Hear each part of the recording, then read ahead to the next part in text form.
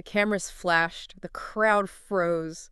And just like that, Hollywood had a brand new obsession. I mean, you delete a nickname from your Instagram, and suddenly your marriage is a global news story. Oh, it is wild how fast that happens now. Right. So welcome to StarScope Report. We are jumping right into it today. Join Jordan and Jamie as they uncover Hollywood drama, music industry shakeups, and viral influencer scandals. Exactly. And from red carpet surprises to social media controversies, we really dive deep into the stories behind the fame. And today's deep dive is a big one. Margaret Qualley breaks her silence, and we get the first photos. We're unpacking the sudden unraveling of Jack Antonoff and Margaret Qualley. Yeah, and it's not just a standard celebrity breakup. It is honestly a masterclass in how hyperspeed romantic momentum and, modern PR collide when a fairy tale basically hits a brick wall. It really is, and we have a massive stack of sources to figure out how this all went down. I'm talking timeline breakdowns from Elite Daily. We've got microscopic details from Getty Images, official PR statements reported by E! News and the Express Tribune. And we also pulled some of the really gritty insider reporting from TMZ and People magazine. Because our mission today isn't to just read you the gossip pages. Right. No, we want to go deeper. Exactly. We want to explore the actual mechanics of how modern celebrity teams handle a high-stakes split in real time and, analyze how differing life philosophies can unravel a match that looked pretty much perfect on paper. Totally. But okay, to understand how they fell apart, we really have to look at how they came together, right? Yeah. Back in July 2021. Oh, yeah, the blindingly fast start. Fast is an understatement. I mean, Elite Daily reported that just a couple of weeks after they met, Margaret Qualley was walking in a Chanel fashion show, trying on a literal wedding dress. Wow. Yeah, and she reportedly just knew, right then and there, she knew she wanted to marry him. Which is incredibly romantic, but also that intense momentum became their entire brand.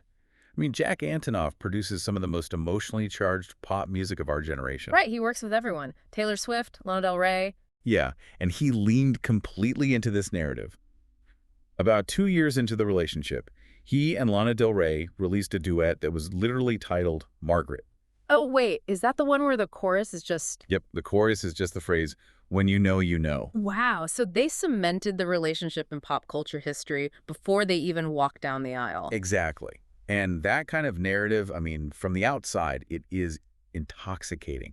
It feels so cinematic. Oh, 100%. It's like an idealized indie movie with its own custom soundtrack, but that when you know philosophy. I feel like it's a bit of a sugar rush, you know? That you mean? Well, it gives you this incredible momentum up front, but it completely masks the fact that you might not have the long-term structural foundation to keep a marriage alive on a random Tuesday when you're both exhausted. That is such a good point. And that psychological need for a definitive, absolute romance, it actually makes perfect sense when you look at their pasts. Right, because they both had very public histories. Highly scrutinized.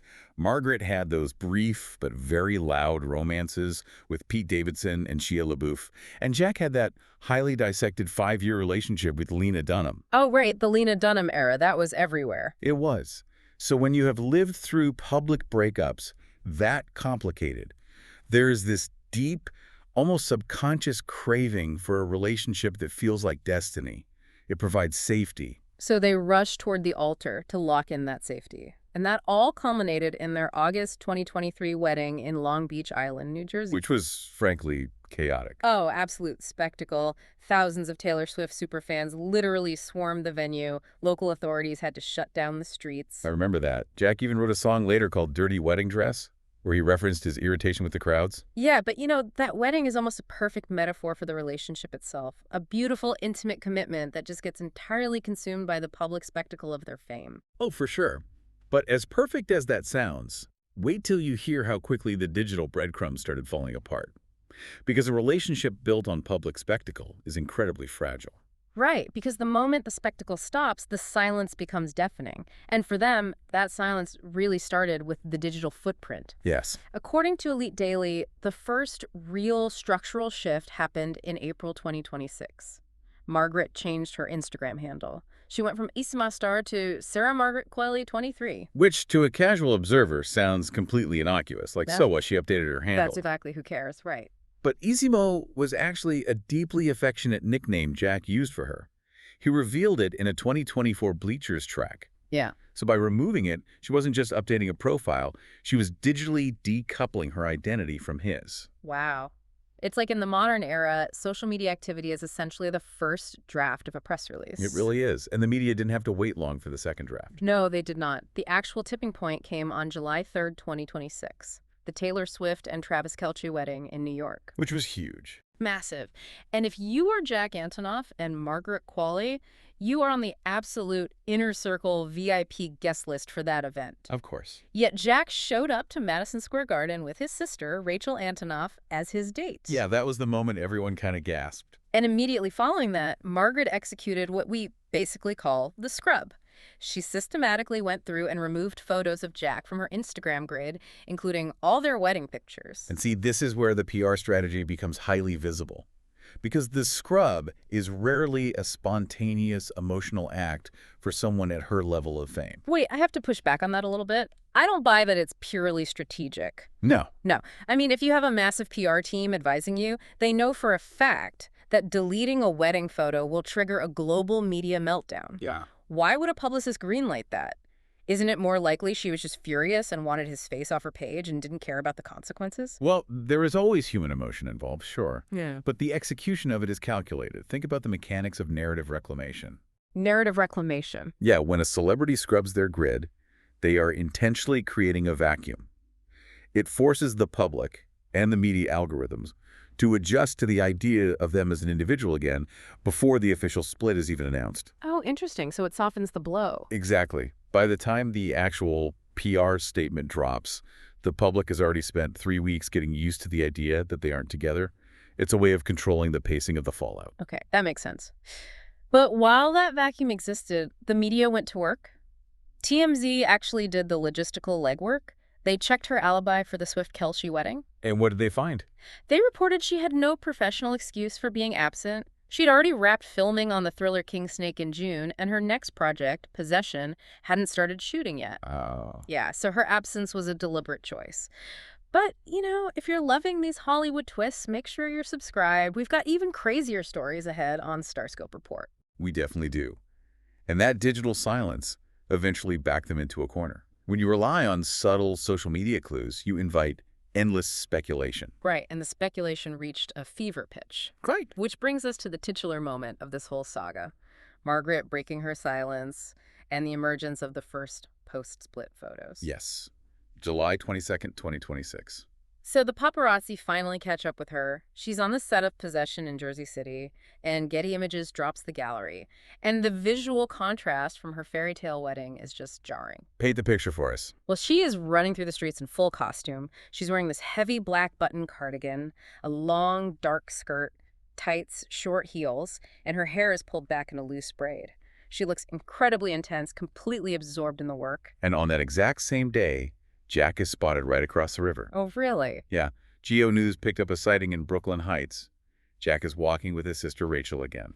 But the crucial detail here is that for the first time since the rumors started, he is not wearing his wedding ring. Wow. Yeah, because just weeks earlier, in early July, he still had it on. Okay, that is a huge shift. And Geo News also cited a tip from the gossip account Dumois, right? They did. They claimed Jack was the one who didn't want the relationship to end. Now, for you listening, a blind item from Dumois is essentially unverified, anonymous Hollywood gossip. Right. We look at this strictly as part of the rumor ecosystem swirling around them, not a proven fact. Exactly. We are totally impartial here. We're just reporting what the sources say. But it was that specific, toxic ecosystem of rumors that forced Margaret's PR team to finally pull the ripcord. They deployed a highly aggressive, deeply definitive statement through E! News and the Express Tribune. Yeah, her representative stated that rumors about their split were categorically untrue. But look closely at the wording there. They did not deny the separation itself. They denied the nature of the rumors. Right. They specifically stated there were no trust issues, there was no infidelity, and that they have deep love and care for one another. The rep even scolded the press. I saw that. They said sources commenting on the marriage don't actually know the couple, and they firmly established the boundary that there are only two people in this marriage. And that statement was a surgical strike against one specific narrative. The Drew Starkey rumors. Ah, Drew Starkey. He is her co-star in King Snake. Yes.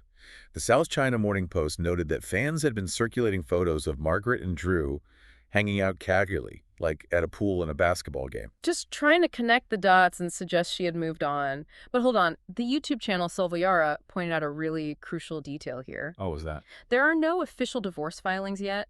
Nobody has filed the paperwork. Interesting. Right. So if they are just separated and legally still married, why put out a definitive defensive statement right now? Why not just ignore the internet trolls and stay quiet until you actually file for a divorce? Because you have to look at the Hollywood calendar. It dictates everything. Okay, break that down for me. Margaret Qualley was about to enter a massive, high-stakes promotional cycle.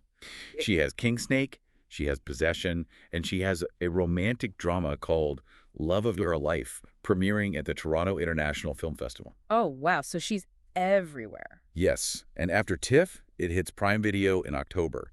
She is about to be on dozens of red carpets and sit for hundreds of press junkets. Oh, I see. And the studios financing those films do not want their multi-million-dollar marketing campaigns hijacked by questions about some messy cheating scandal. Precisely. In celebrity crisis management, a standard amicable split is a one-day story. A cheating scandal. That is a 3-week saga that dominates every single interview. Yeah, nobody is asking about the movie at that point. Exactly. So the statement wasn't about saving the marriage. It was about protecting Margaret's brand and fulfilling her professional obligations.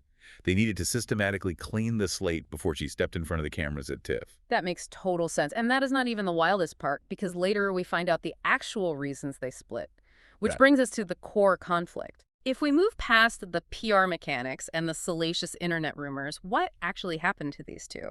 People magazine spoke to sources close to the couple who laid out a very grounded and honestly somewhat heartbreaking reality. It really came down to fundamentally different personalities and the crushing weight of their career logistics. Yeah, the sources described Margaret as having a very warm, upbeat, light energy. She inherently tries to see the best in people and situations. And Jack, conversely, is described as being fundamentally more serious and intense. But opposites attract all the time, right? The friction really only happens when those opposing personalities are subjected to extreme stress. And they had plenty of that. Tons. Margaret is hyper-focused on her acting career. She is happiest when she is completely immersed in a character on set, and her slate is relentless right now. It's packed. Beyond the films we already mentioned, she also has How to Make a Killing and a post-apocalyptic sci-fi film called The Dog Stars coming up. And Jack's schedule is equally demanding. He is constantly traveling or locked in recording studios, managing the biggest pop stars on the planet. Right. And starting in August of that year, he was slated to take his band on a massive 40-date global tour running all the way through December. You know, we always hear this Hollywood cliche, right? Our busy schedules pulled us apart. Oh, constantly. It usually sounds like a polite, publicist-approved excuse for simply falling out of love. But when you look at their specific logistics, how do you actually maintain a marriage when your primary mode of communication is trying to align a 15-minute FaceTime call across a 9-hour time difference? You can't. You really can't. And this loops perfectly back to the beginning of our deep dive. How so? Well, when a relationship is built entirely on the love at first sight momentum of a Lana Del Rey song, it relies on that high-octane feeling to sustain it. But a marriage survives on the boring, foundational day-to-day communication. Yeah, the unglamorous stuff. Exactly. Yeah. When you are working 14-hour days on a horror set or managing a stadium tour, you have zero emotional bandwidth left at the end of the day. You literally don't have the energy to do the deep compromise required to stay connected. Right. When the fairy tale meets the Google Calendar usually wins. Wow. It isn't necessarily a lack of love. It is a complete lack of structural infrastructure to support that love. When the fairy tale meets the Google Calendar, that phrase honestly recontextualizes this entire story. Doesn't it? Yeah. I mean, we started by looking at a couple that felt like they were living inside a bespoke indie movie, a romance so overwhelmingly big it literally stopped traffic in New Jersey. Yeah. And we end up looking at the stark reality of separate lives, reduced to scrubbed Instagram grids and defensive PR statements issued from the set of a movie. It highlights how brutal the intersection of personal intimacy and hypervisibility truly is. It really does. Which leaves you, the listener, with something to really think about today. We've analyzed the PR strategies, the grueling schedules, and the rumor mill. But consider the sheer weight of having your romantic life so deeply intertwined with your digital footprint. It's a lot of pressure. It is. Does intense public scrutiny inherently accelerate the demise of a marriage? When every deleted photo becomes a global headline, a couple is entirely robbed of the private, quiet space they need to simply figure things out. Yeah, they don't get a chance to breathe. Exactly. If you hit a rough patch and the whole world instantly diagnoses your marriage as over, maybe you just end up getting divorced because the external pressure is too immense to walk back. The world conducts the autopsy before you even have a chance to treat the patient. That is a fascinating way to look at it. Stay tuned and hit that subscribe button so you don't miss what's coming next, because we love unpacking these narratives. We really do.